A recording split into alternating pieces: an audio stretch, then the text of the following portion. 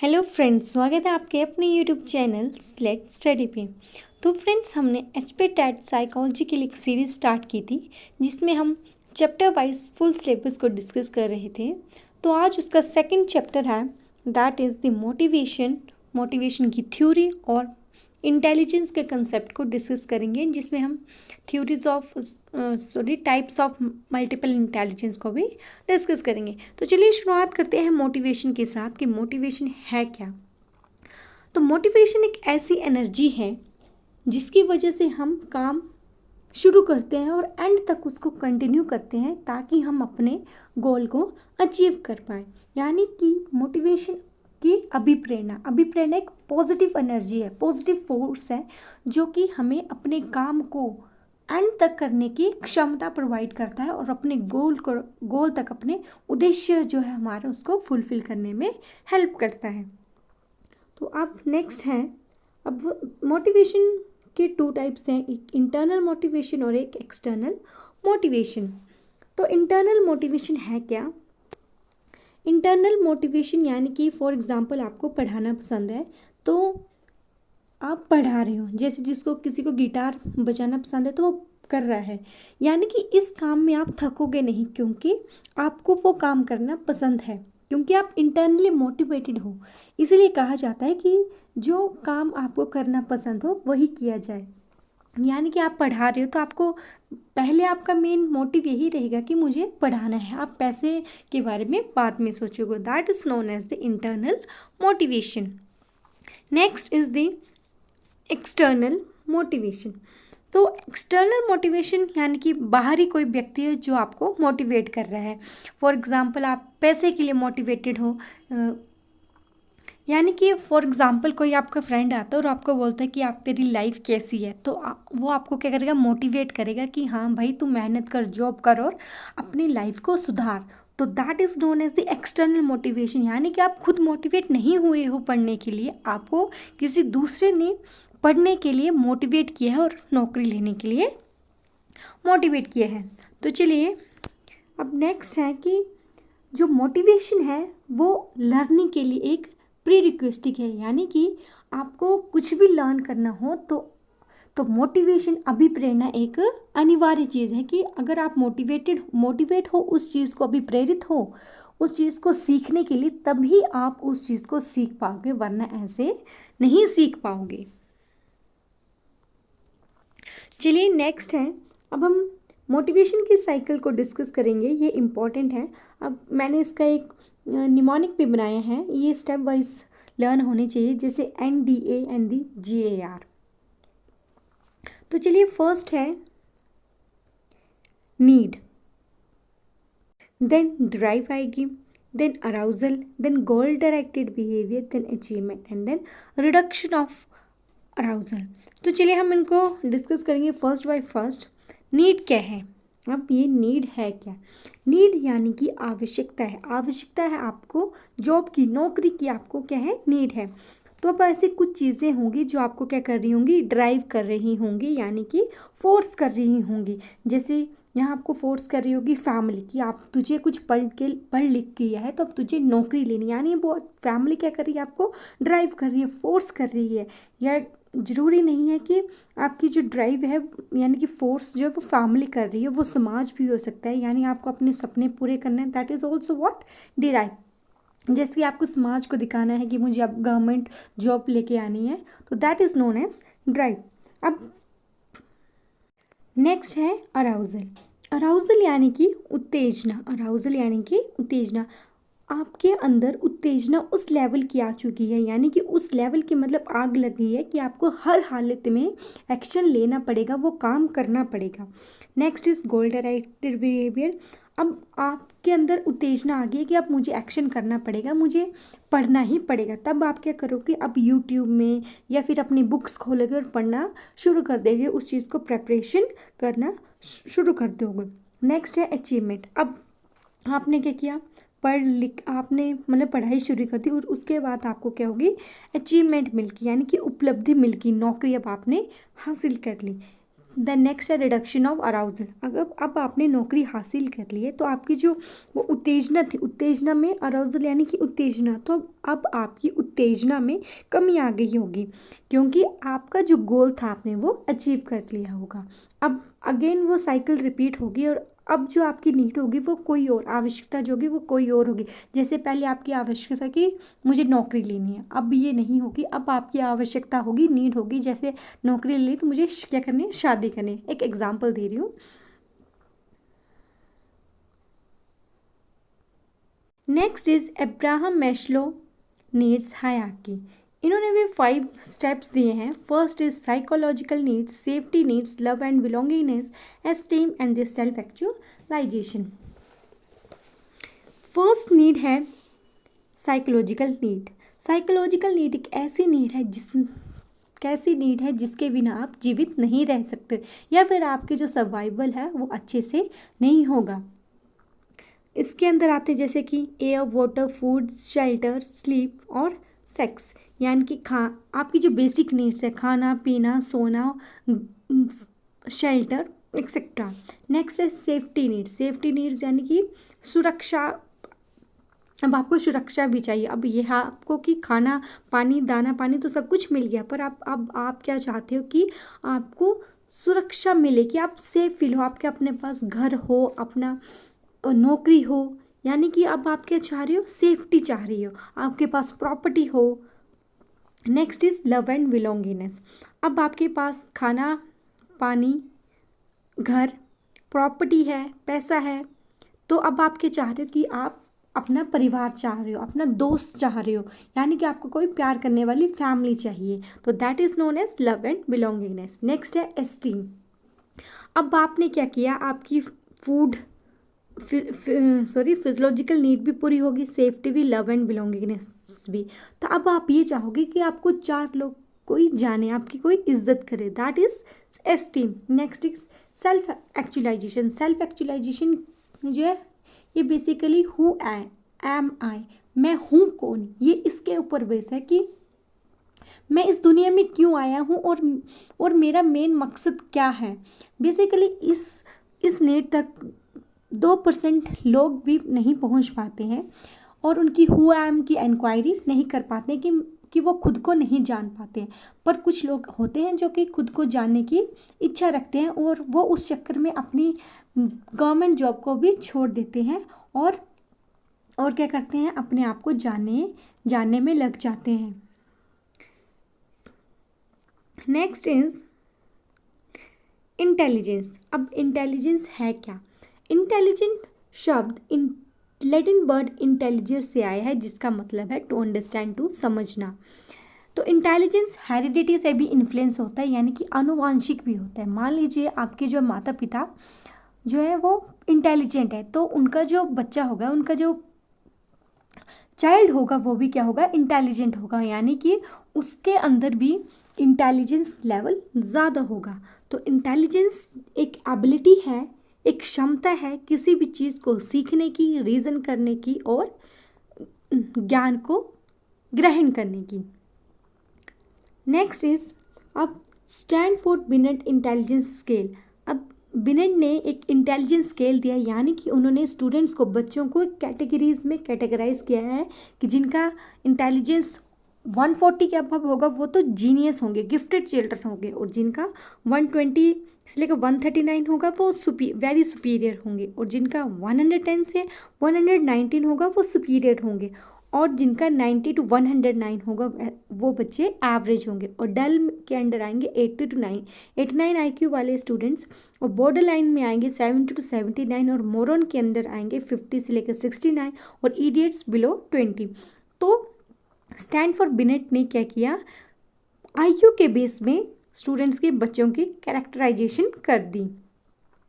Next is अब हम IQ का फॉर्मूला बेसिकली दिया तो लुइस टर्मन ने था 1916 में, बट IQ का कंसेप्ट दिया था विलियम स्टर्न ने इन दी 1912 में। सबसे पहले क्या IQ का कंसेप्ट दिया गया विलियम स्टर्न के द्वारा 1912 में, और फिर फॉर्मूला दिया गया लुईस टर्मन के द्वारा 1916 में। तो ये इंपॉर्टेंट है, मार्क कर लेना। मैक्सिमम टाइम प्रीवियस ईयर्स में आ चुका है। IQ is equal to mental age upon the chronicle age into 100, ये IQ निकालने का फॉर्मूला है। और इस PDF में मैंने जितने भी कलर्स से हाईलाइट किया हुआ है वो मोस्ट इम्पॉर्टेंट क्वेश्चंस है, क्योंकि वो प्रीवियस ईयर्स में आ चुके हैं।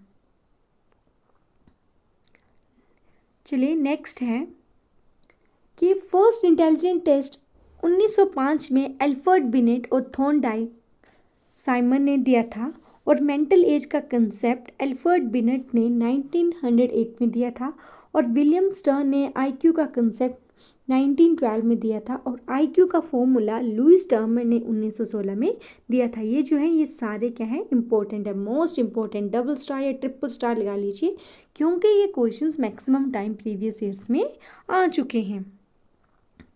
Next is creativity.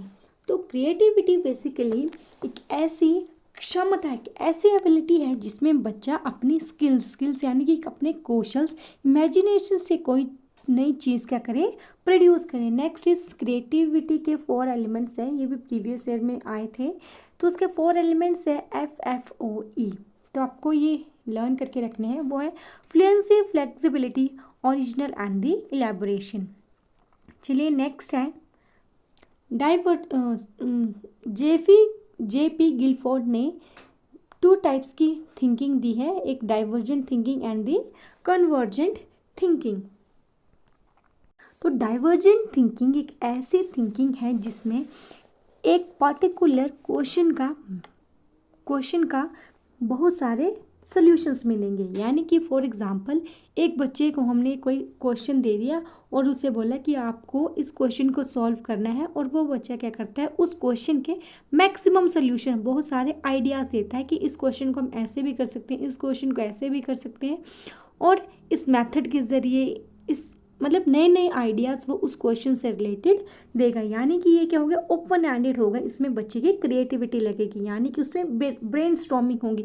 एक पर्टिकुलर क्वेश्चन है और ये क्वेश्चन का डिफरेंट क्या होगा, आइडियाज़ है। हमें आइडिया लिख रहा हूँ, तो बच्चे क्या करेंगे, एक पर्टिकुलर क्वेश्चन के लिए डिफरेंट अपने आइडियाज़ जनरेट करेंगे कि ऐसे हम इसको सॉल्व कर पाएंगे।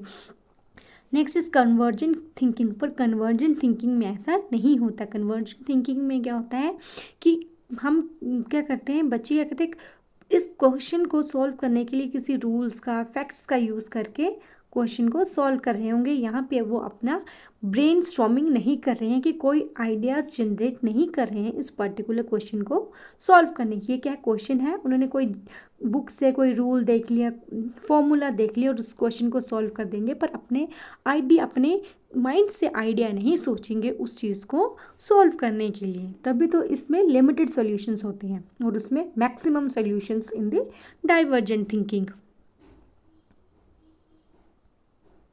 Next is gifted childrens. अब हम डिस्कस करेंगे कि गिफ्टेड चिल्ड्रंस होते कौन से। गिफ्टेड चिल्ड्रंस ऐसे चिल्ड्रंस होते हैं जिनका IQ 140 के अबव होता है। जैसे हम इसमें ले सकते हैं एग्जाम्पल आइंस्टीन का, वो एक गिफ्टेड स्टूडेंट्स थे। गिफ्टेड बच्चे टैलेंटेड होते हैं, क्रिएटिव होते हैं, और इन बच्चों को हैंडल करने के लिए हमें चैलेंजिंग टास्क देने पड़ते हैं। मान लीजिए क्लास है और उस क्लास में हर एक टाइप का बच्चा है, गिफ्टेड भी है, नॉर्मल भी है, एवरेज भी है और डल भी। तो उस गिफ्टेड बच्चे के लेवल को मैच करने के लिए हमें उसे डेली बेस पर चैलेंजिंग टास्क देने पड़ेंगे, ताकि उसकी हायर ऑर्डर थिंकिंग स्किल्स क्या हो सके, डेवलप हो सके। चलिए नेक्स्ट है emotional intelligence. Emotional intelligence basically Salovey and the Mayer ने दिया था, ये पूछा गया है प्रीवियस ईयर्स में। और इमोशनल इंटेलिजेंस एक की बुक जो है डेनियल गोलमैन ने दी थी। चलिए बढ़ते हैं नेक्स्ट की ओर।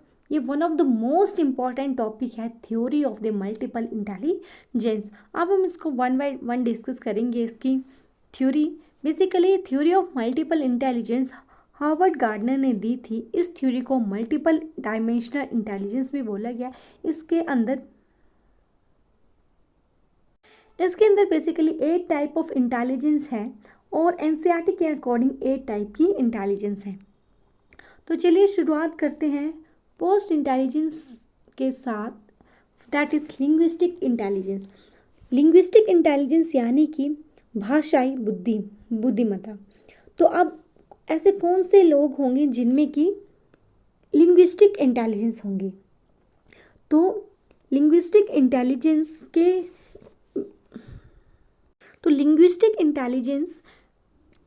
जिनकी अच्छी होगी, यानी कि ऐसे लोग होंगे जिनकी भाषा में पकड़ अच्छी होंगी, जैसे कि ये टीचर्स में भी हो सकती है, ऑथर्स में भी हो सकती है, राइटर्स में भी हो सकती है, जैसे कि रविंद्रनाथ टैगोर में, विवेकानंद में भी। तो इन लोगों की भाषा में पकड़ अच्छी होती है।